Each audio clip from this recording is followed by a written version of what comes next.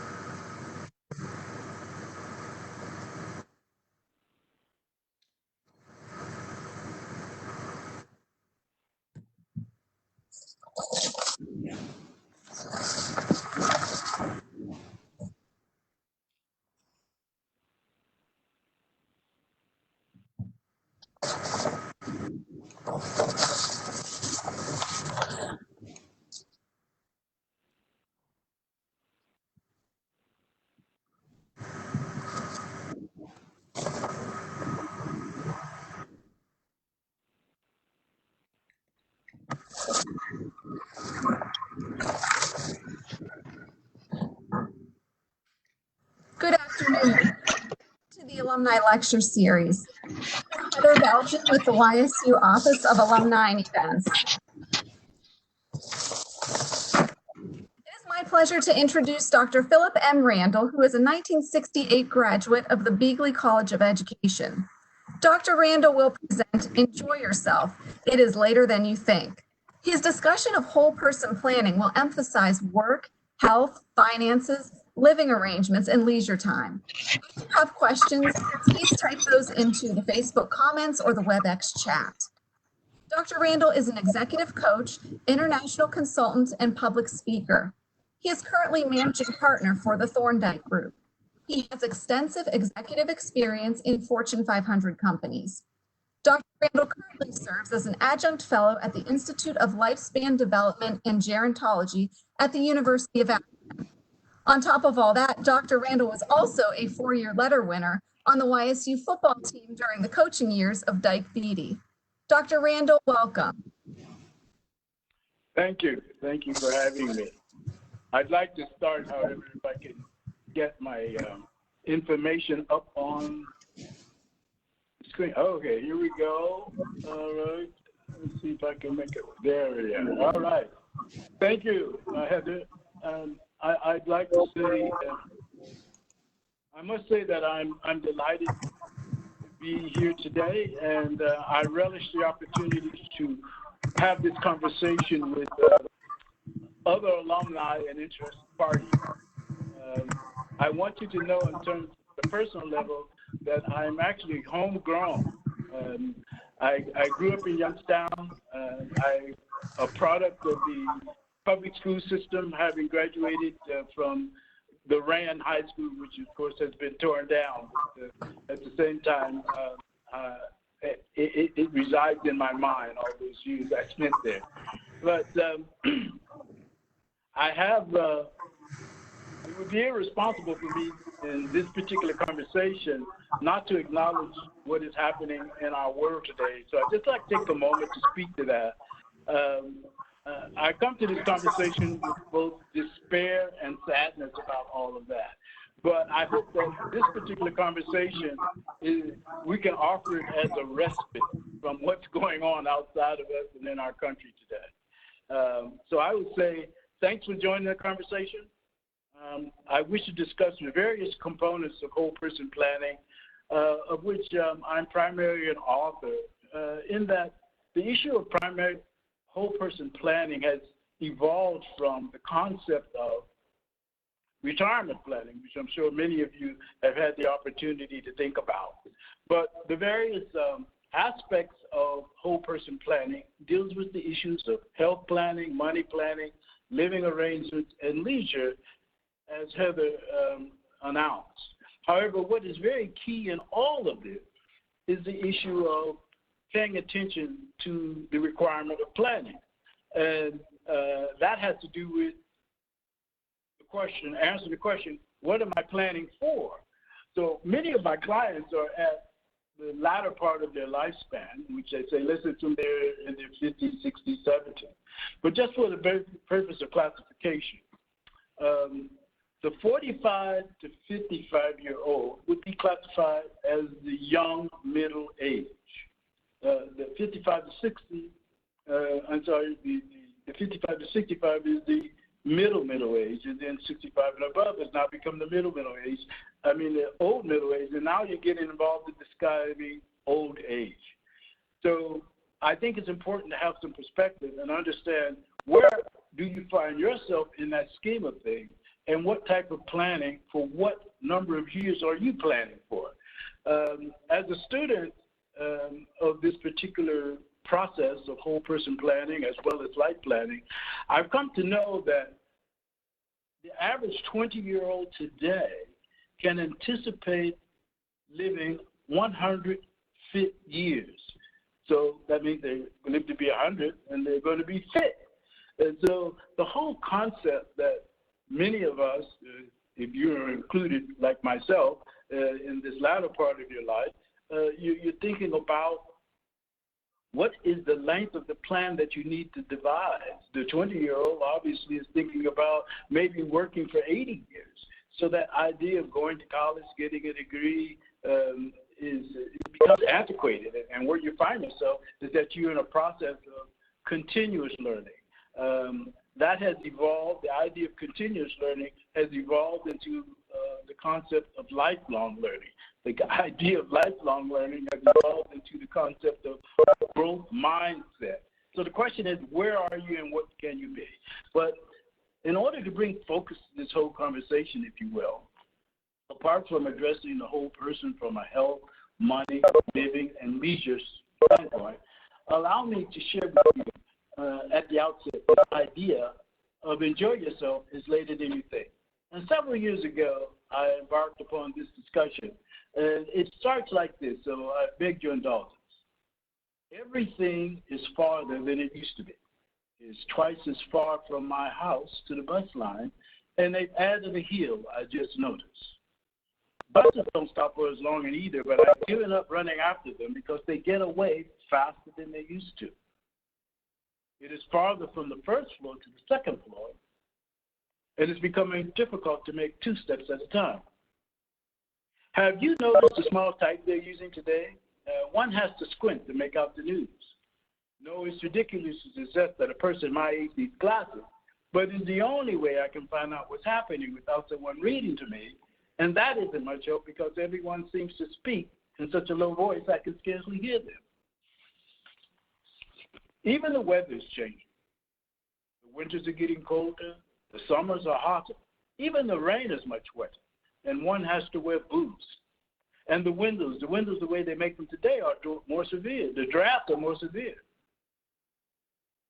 People are changing too. For one thing, they're younger than they used to be when I was their age.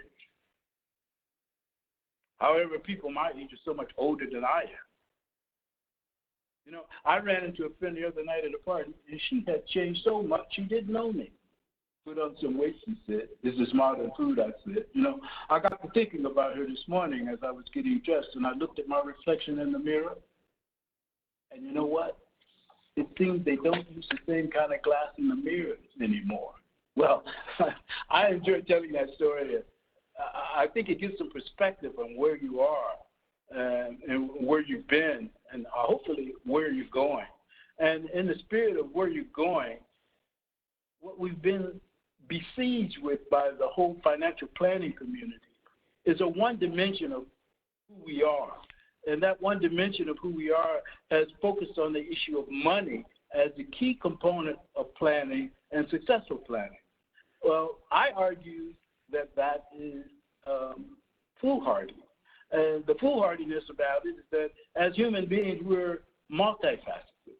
And in that state of being multifaceted, we have a multiple number of needs.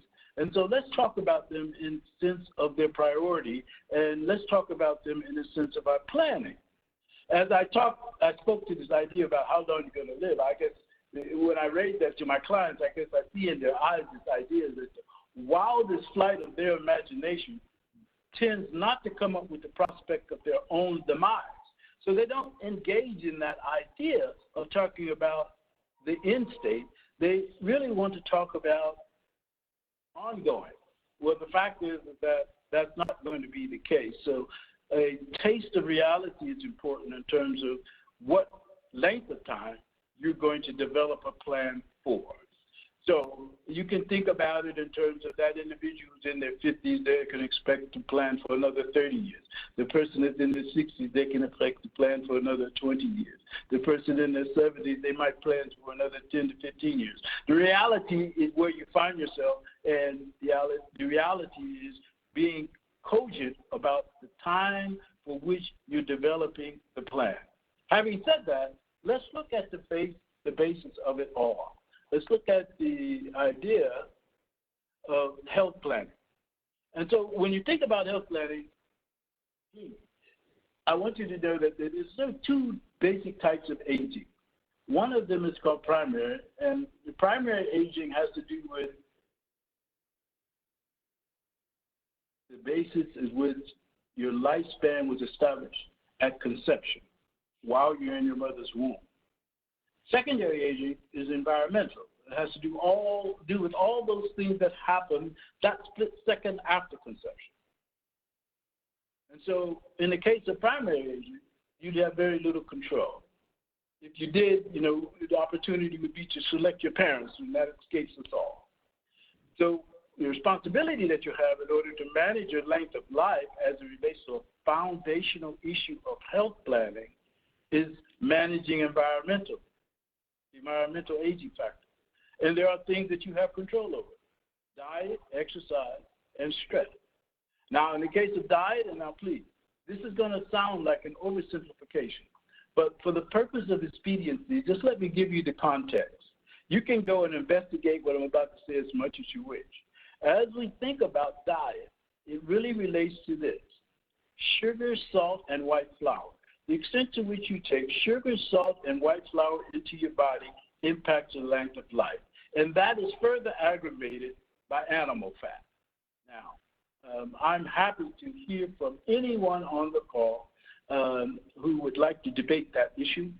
We can actually get the evidence and put it in front of you should you want to. But let's start with diet.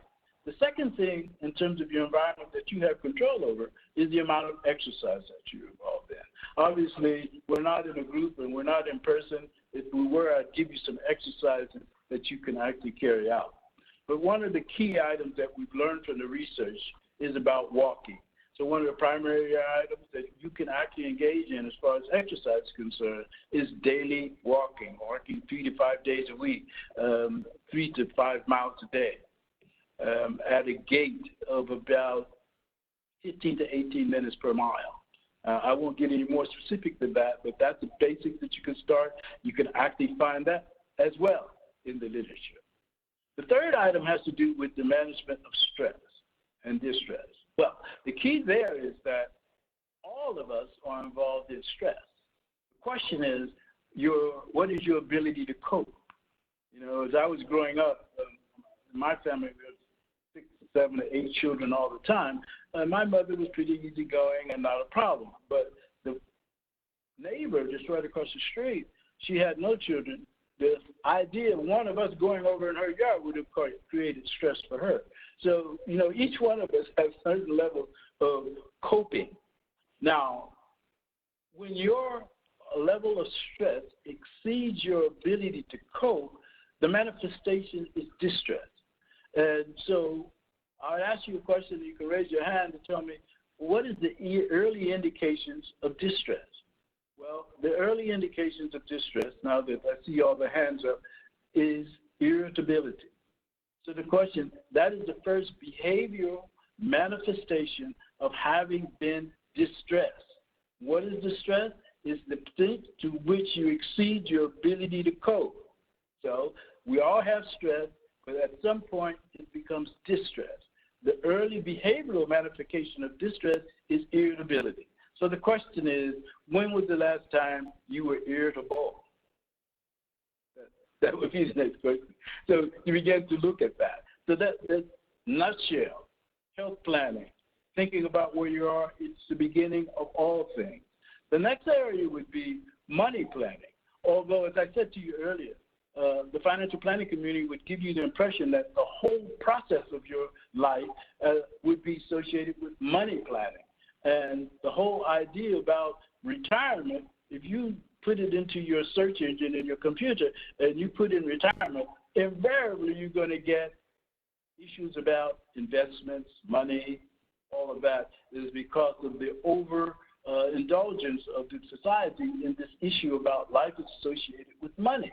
What we now know that that's not true. All of those of you who are in the process of latter part of your life, if you're preoccupied with the issue of money, it merely is preoccupation, but the issue of money becomes subordinate as soon as they tell you you have this particular ailment. You want to know more about the ailment than about the money. As far as money is concerned, in an issue of retirement planning, there's a traditional model that's used. It's called the three-legged stool. The three-legged stool would become sources of income in this stage of your life.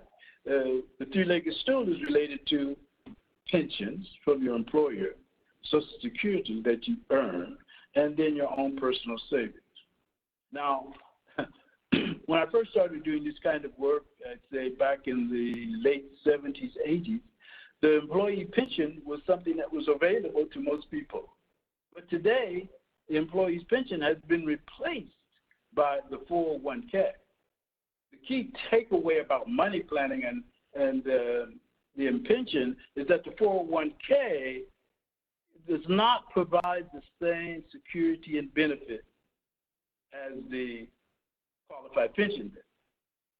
However, the next leg of the stool is Social Security. Now, most of you have been contributing to Social Security much of your work life, and it becomes the payout is all triggered by the amount of money that you paid into it for your highest 35 years of work. Well, whatever that amount is, what we now know that Social Security, it may be something that's questionable whether it's going to be with us for the future. The research actually shows now that after 2035, 15 years from now, I'm sorry, this is 2020, so 15 years from now, my math is correct, the Social Security will look what? Will provide reduced benefits compared to the benefits that recipients are receiving today. You can expect that to occur in the next 15 years. So if you're thinking about that leg on your stool, it is likely that it will be a shortened leg just by virtue of living that long. The third item has to do with personal savings. And what I find is that too often people aren't doing an adequate job of building that leg on their stool. But the traditional model for money planning is the three-legged stool. So now we have in front of us health planning, and that is about secondary aging factors and taking control of your life. And then we're now talking about money planning, and we talk about the three-legged stools, and you have three areas that you can control. But then when you take a look at that employee savings component, I actually have distilled the whole process around employee savings in three terms: risk, return, and liquidity. Now, liquidity is a polysyllable word, and it causes a lot of confusion. While risk and return, people get really quickly. They understand what that means. But anything, excuse this generalization, anything that you value and you want to see it grow, you want to look at these three components: risk, return, and liquidity. Let's just give a definition. Liquidity is the extent to which, or the quickness with which you can turn any investment into money, into cash. So risk, return, and liquidity. If you take these three things and you apply it to any decision you're making about your money, then you would be in a good place. So as a part of sources of income, when you talk about employee savings, your savings, the three items you want to look at is risk, return, and liquidity. Let's look at some basic items just for the sake of getting some perspective here. A basic item that people, let's say you want to buy a home. And that seems to be a myth of sort that has been sold to the American society is home ownership, right? So everybody wants to own a home. So let's look at it as an investment. What's the risk? High, medium, or low? Well, basically people say, oh, the risk is low. And they say, what's the return? The return is high.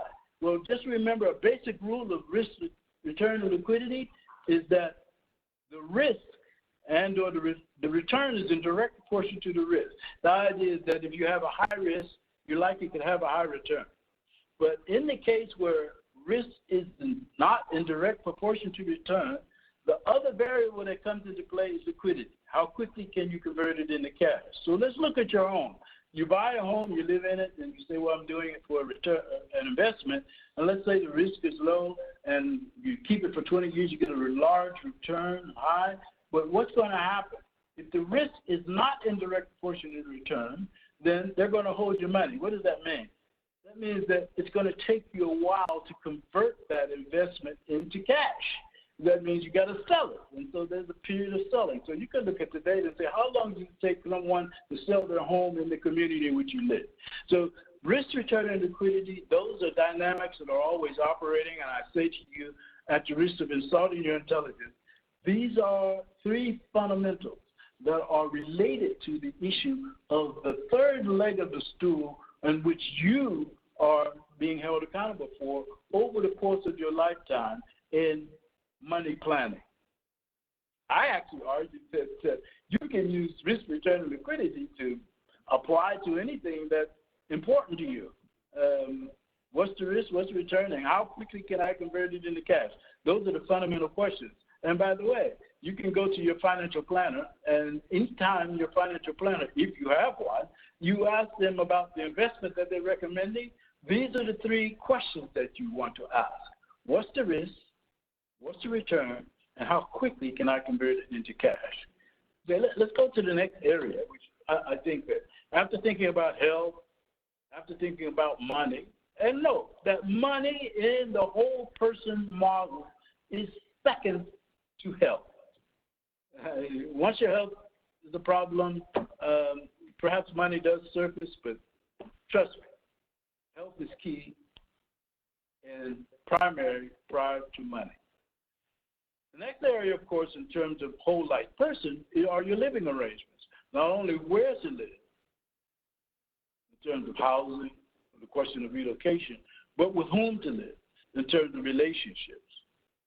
Arguably, the issue of relationships is not only an issue everywhere. You know, the young people now call relationships, the short for relationship, the ships. So you're going to get involved in shipbuilding. And so let's assume that your shipbuilding is one that has the mathematical arrangement of 50-50. All of your relationships are 50-50. Well, I'm suggesting that all 50-50 relationships are doomed for failure. And why does that count? Well, why is that? Because when you bring two absolutes together, it causes nothing but confrontation.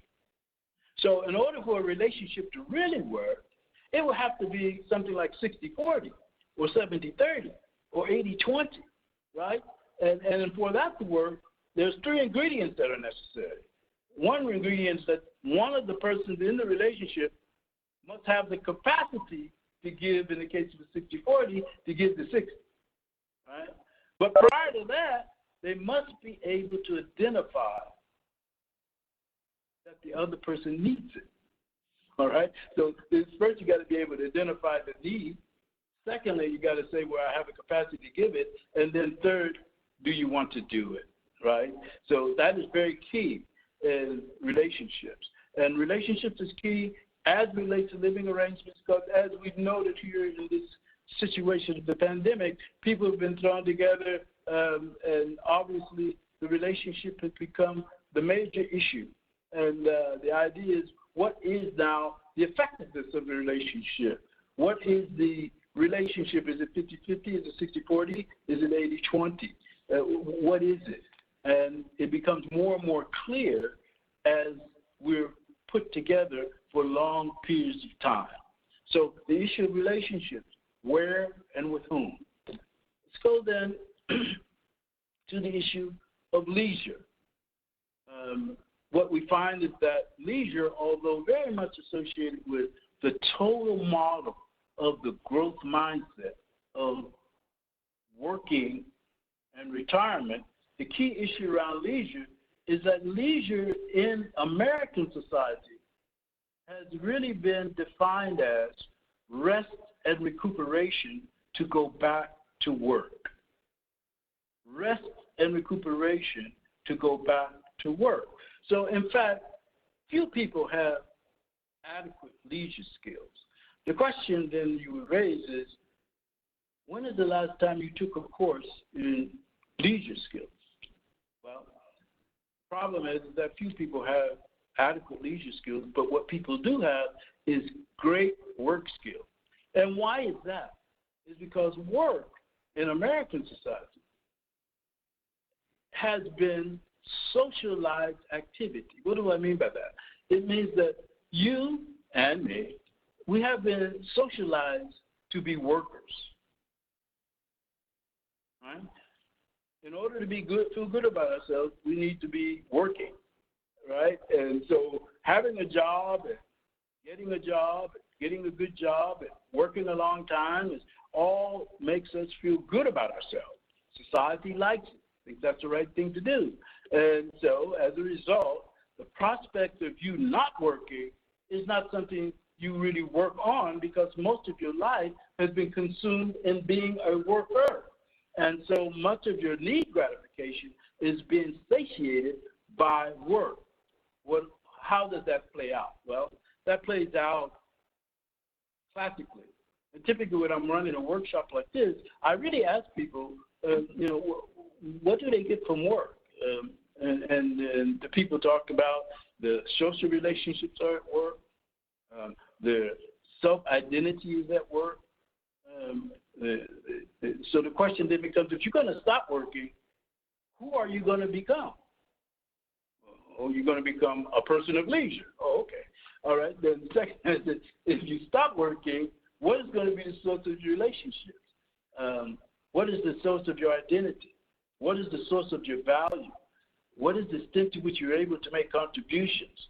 Who are the people that you have relationships with? Well, see, all of this is central to your work.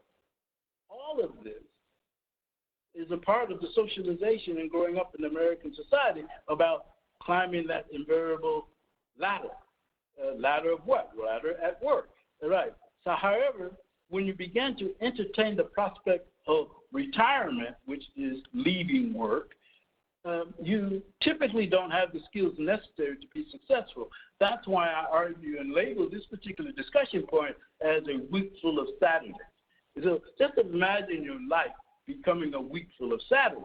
I guess in some cases, the pandemic has thrown people into that state where their life will become a week full of Saturdays. Well, what is Saturday? Saturday is a day of rest and recuperation to get back to work so that, Sunday I'm going to get ready, and Monday I'm off. I'm off to it, back to the good time. All right. However, when in fact you get to the point of retirement, your life becomes merely a continuous Sunday afternoon, and it's endless.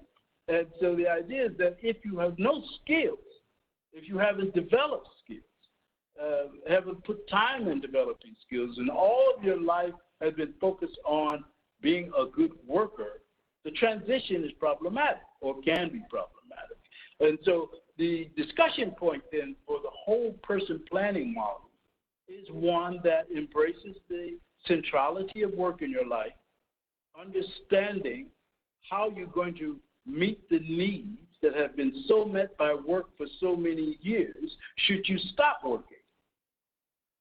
That is one of the fundamental questions all of my clients are asked. And the reason why you ask that question is say, well, just think in the future.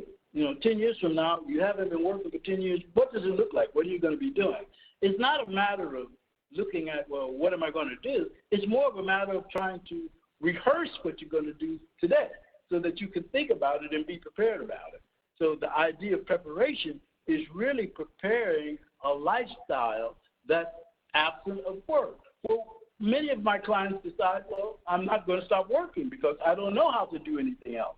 All my life has been focused on working, so I'm going to continue to work. I'm going to die with my boots on, in effect, because that person, much like many of us, have not developed good skills away from work, because work merely becomes rest and vacations really, and or leisure really becomes rest and recuperation to go back to work. So let's then take this concept. Let's see if we can get to the concept of leisure time, the prospects of a week full of Saturdays, living arrangements, where and with whom, the priority of relationship construction, money planning, understanding the relationship of risk, return, and liquidity, and the three-legged stool, the extent to which you need to begin to make the legs on your stool substantial, adequate, and stable.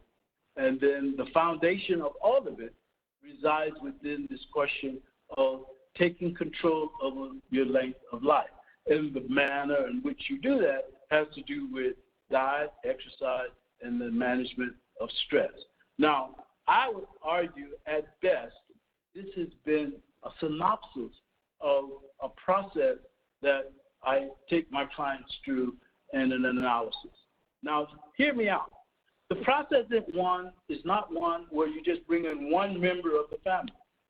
Many times, the husband and the wife, where that is a traditional relationship, come to participate in the planning jointly. In the case where they have children at home still, that child is also a part of this discussion. Why? It's because the decisions that's being made in whole life planning or whole person planning impact not just the individual, him or herself, but all of those individuals that come in contact with and depend upon that relationship. So the model of planning becomes whole person to the extent to which the viable relationships are all considered in the decision making. So, having said that, though, in terms of putting this on the table as an opportunity for us to discuss more fully, I would bring to you this point, Heather, that we would entertain questions at this juncture. Is that acceptable here? Yes, Dr. Randall, we do have a couple questions. Of the plan areas that you discussed, are there any areas that people neglect most often? Oh, that's an excellent question. And I can take you to the place where what people tend to neglect most often is leisure skills and relationship construction. Let's take a look at relationship construction first. In many cases, the individual is in a relationship. However, most of the needs of that person is not being met by the other person in the relationship. Most of the needs of that person is being met by work, right? So the person is not really demanding that much from the other person in their life. They're getting many of their needs met by work. However, if and when they stop working, they then turn to the other person for need gratification. They would turn to them, however, the construct to support that aren't present because they haven't been built, nurtured over the years. So it's more like a re-meeting, a renegotiation around what needs to be done. And then, of course, the other one is about the predominance of work in one's life, recognizing that predominance, and then developing skills to replace work if, in fact, that person chooses to stop working. The research shows, however, that, well, let me just give you some perspective. Let's say this is 1980. In 1980, you did research on individuals 55 and above, and typically that person, 50% or above, would say, when I reach age 65 or 62 or 65, I'm going to stop working. All right, that's what they say when they're in their 50s. However, when they get to their 60s, they don't stop working. So what has happened is that 1979, we fast forward to 2000, you ask those same people, and they now say, I'm going to continue to work. So what you're having is a transition right in front of us that people aren't taking the traditional separation from work, assuming they are physically able to work, and a lot of places people aren't physically able to work, so they stop working because of their physical or their health. However, in the case where the person has a choice, what they're now choosing to do is to continue to work and not separation work. So the two key areas that I would present in terms of what I've witnessed is the transition from work to non-work prospectively, and the construction of reliable and substantial relationships outside of work, the social aspect that is not going to be met by work, but needs to be met by people that's in the orbit of the now non-worker. As a follow-up question, Dr. Randall, someone in WebEx is asking, where does one learn leisure skills? I'd like to hear some examples of how Dr. Randall sees people successfully develop these skills. Oh, yes. So the issue about leisure skills, let's talk about leisure is something that you do outside of work. If we look at that definition of leisure, but the point is that leisure as a result, as a skill, because it's really been a manifestation of something that you do to rest and recuperate to go back to work, then if you take that labeling away, what you find yourself in is talking about how do I effectively utilize my time toward what end? So the idea is that what is it that I want to be? You have to ask that fundamental question again. When I talk about lifespan, it's no longer just leisure skills. It's what do I plan to do with my life? What does it look like? So we find people, and the moniker that's out there today is called the growth mindset. The other one is continuous learning. The other one is lifelong learning. The point is the point is reskilling, not necessarily on leisure skills, but reskilling generally. Reskilling for what? So let's assume you got an undergrad degree and you became a school teacher. You worked as a school teacher for 20 years, and then what else do you know how to do? Well, you can always go back and learn a new skill. So what skill is it? Is it a skill for doing something away from work, or is it a skill of doing something that is in fact work? So the idea is that now you're at a conundrum of what's the difference between leisure and work. So the idea is that it's not that any longer. It is more about using your time effectively for what purpose. And if your purpose, that's because at this juncture, you're able to make a conscious choice whether to work or not to work.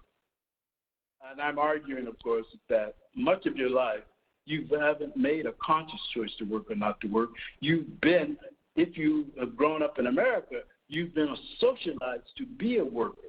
You're not doing active thinking about it. You're doing it because you've been educated, socialized to be a worker. And only in the latter part of your life, the prospect of a question to ask yourself that question about working.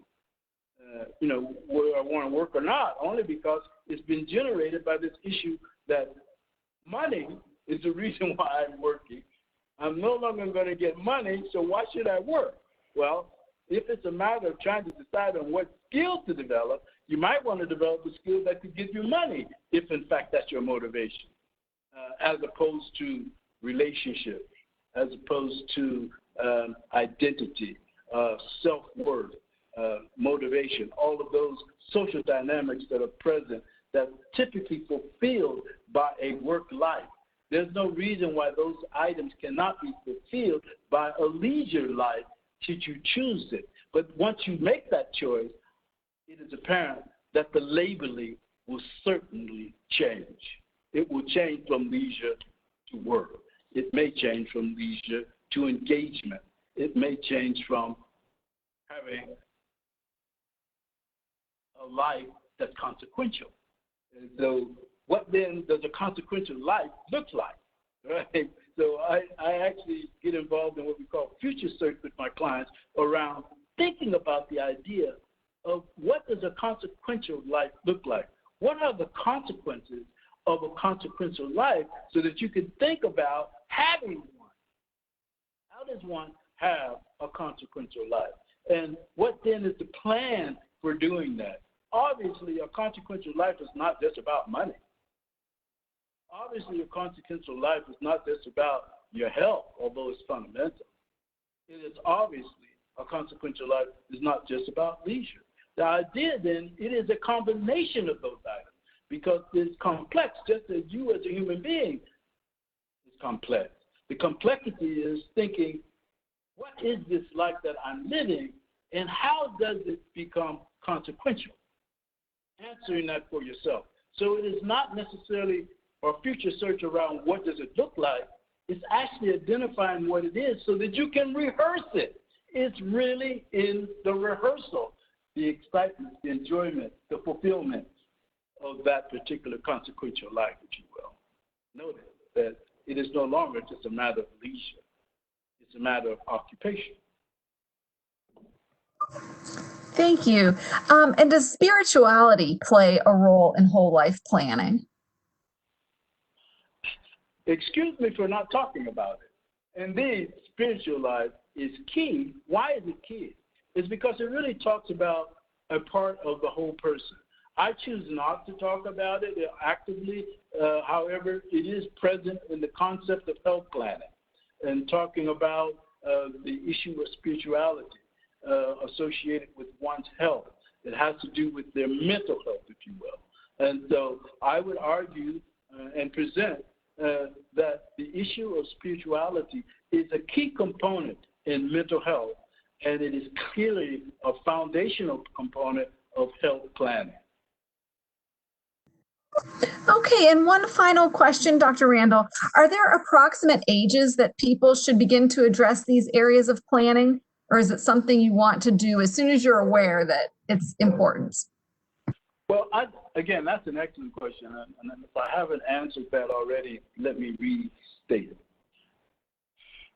Typically, when we're involved in whole person planning, the intervention is at various points across the lifespan. For example, if you're a 20-year-old, you certainly have a different set of needs and issues than a 30 or 40-year-old. If you're a 40-year-old, you certainly have a different set of needs, wants, and wishes than a 60 or 70-year-old. So it has to actually occur, the planning has to be focused on where you find the client. So if the client is 20, they're typically talking about relationships, marriage, family building, those kinds of questions for themselves. However, if I'm working with a 20-year-old, I'm thinking about them doing their rehearsal or future search about what is it that they want to do with their life. So often people think about, well, what is the work that I want to do with my life? Well, the question that I'm raising is, what is the consequential life that you're trying to develop? Think about it. And then we begin to build that life around the consequences that you've expressed and what your life could be.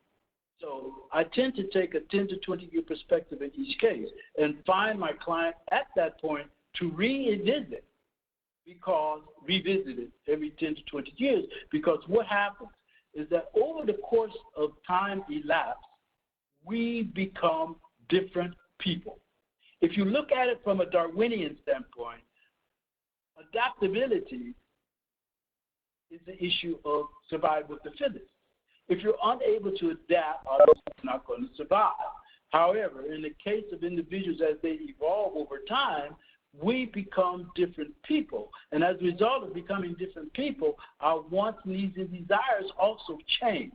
So it is a process of life planning, whole life planning, to continue to reevaluate and reestimate what is the consequential life is for you.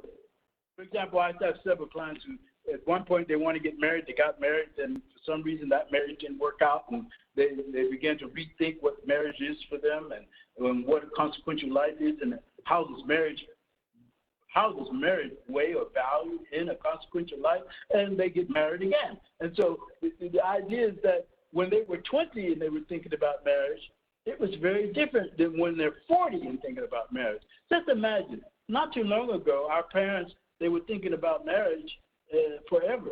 However, people on average only live to be 40 years old, so forever wasn't very long.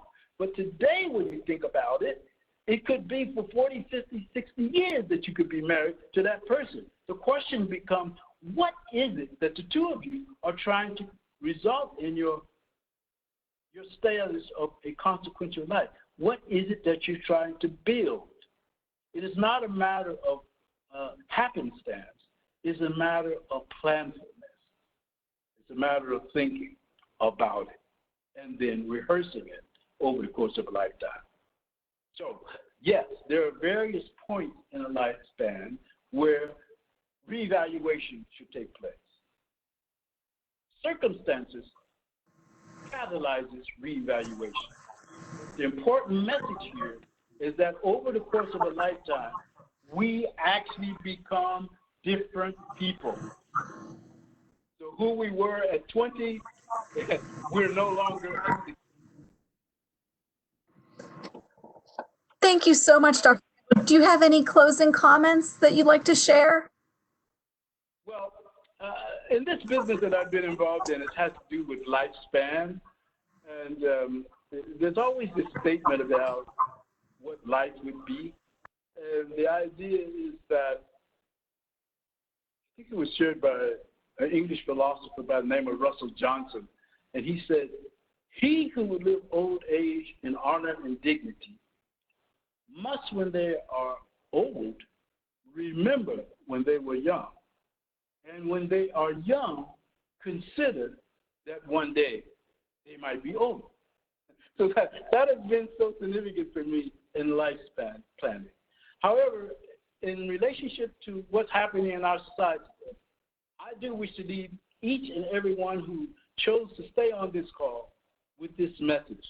And it is a message that was given to us by James Baldwin, whether you know him or not. And he said this about what's going on. He said, "Not everything that is faced can be changed, but nothing can be changed until it is faced." So I leave you with that. Thank you. Dr. Randall, thank you so much for your insight into how we can improve so many aspects of our lives as we prepare for the future. We really appreciate it. Thank you to all. Thank you, Heather. The next Alumni Lecture Series program will be Thursday, June 11th at 12 p.m. when 1979 graduate Ken Kagi will discuss his research and experience in hydrology. Thank you for joining us. Have a great day.